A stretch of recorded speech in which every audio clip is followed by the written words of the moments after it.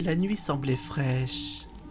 Les quelques feuilles mortes étaient éclairées furtivement par les lampadaires, avant de finir leur course sur le sol froid des trottoirs.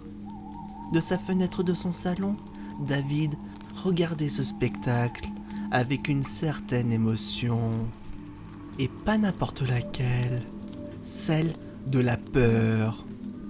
Bien sûr, cette nuit n'était pas comme les autres.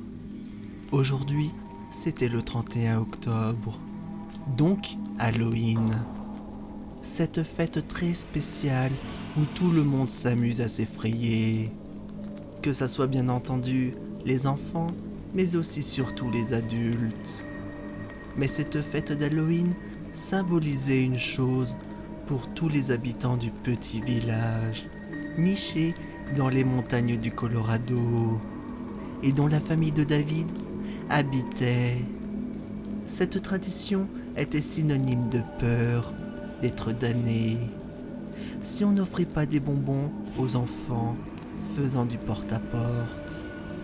Oui, j'ai bien dit damné, par des démons.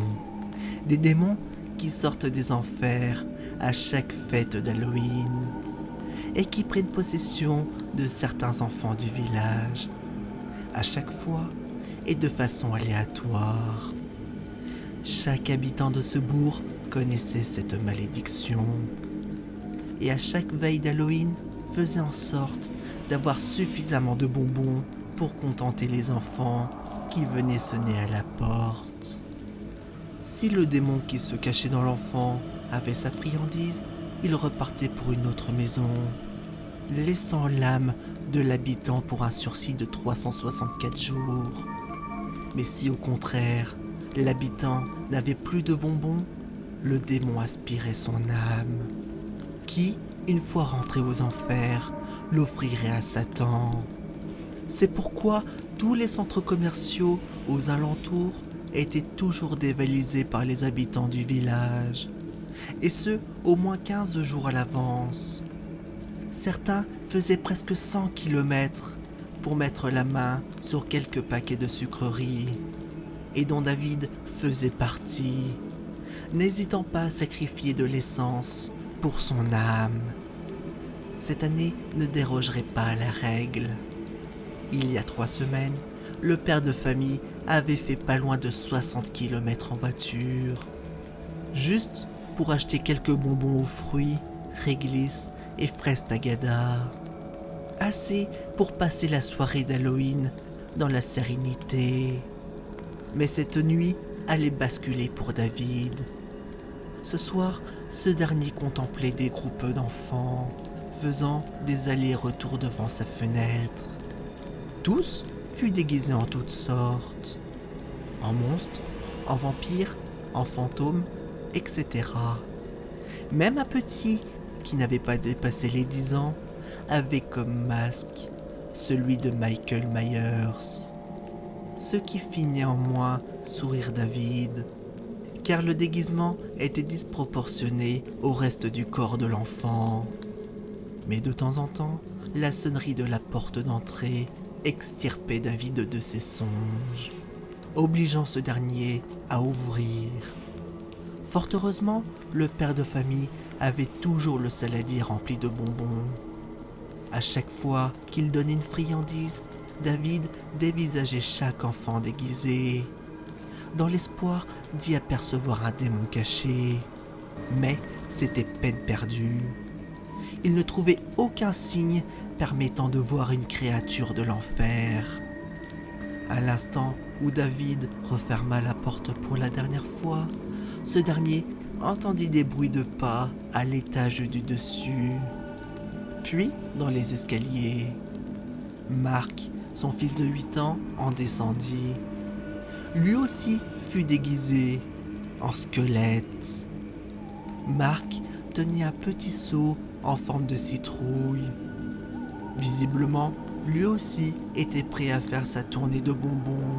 « On y va, papa ?» dit-il d'une voix enjouée.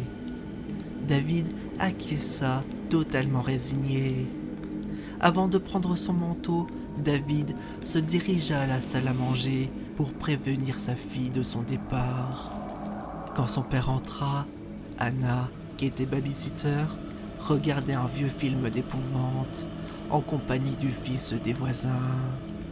Tandis qu'ils furent absorbés par l'écran de télévision, ils mangèrent des pop-corn qu'ils prenaient aveuglément dans le bol. David avertit sa fille de son départ. Comme réponse, elle lâcha un son inaudible sans se détacher de l'écran de télévision. C'est alors que le père accompagné de son enfant sortirent dans la rue et commencèrent à faire du porte-à-porte dans chaque maison du quartier.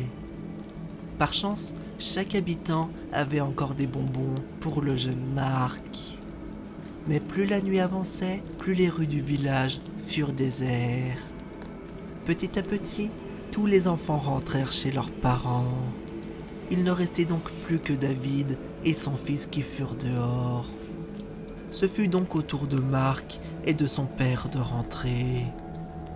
De plus, il faisait de plus en plus froid, et David avait peur que son fils tombe malade.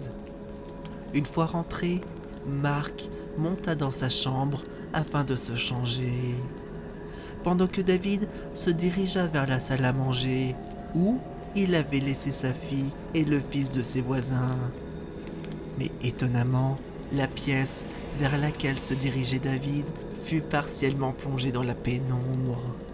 Seule la lumière que la télévision émettait éclairait faiblement l'endroit. Sans attendre, l'homme alluma la lumière. C'est alors que David vit quelque chose d'effroyable devant ses yeux. Au fond de la pièce se trouvait Anna, gisant sur le canapé. La pauvre était desséchée. Une peau blanchâtre collait sur ses os apparentes, telle une momie égyptienne qu'on avait démaillotée. Et ses yeux étaient vitreux. Près d'elle se trouvait le saladier, qui, à l'origine, se trouvaient les bonbons pour Halloween, ainsi que le fils des voisins, dont les yeux furent d'un noir d'encre. L'enfant, qui était également assis sur le canapé, regardait David avec un sourire diabolique. L'homme était pétrifié par ce spectacle. Visiblement, Anna et l'enfant n'ont pas eu assez de pop-corn. Du coup, ils ont dû se rabattre sur les bonbons qui restaient. Pendant que David restait pétrifié par la scène, il n'entendit pas que quelqu'un s'approchait derrière lui. Puis, il sentit quelque chose toucher sa main. Le père de famille se retourna brusquement et avec terreur. La chose qui avait pris sa main ne fut autre que Marc, qui était redescendu de sa chambre. Soudain, la terreur de David s'accentua quand il vit les yeux de Marc. Au même moment, le fils émit un sourire, le même que son camarade, mais tout en disant « Des bonbons, la damnation pour toi, papa. »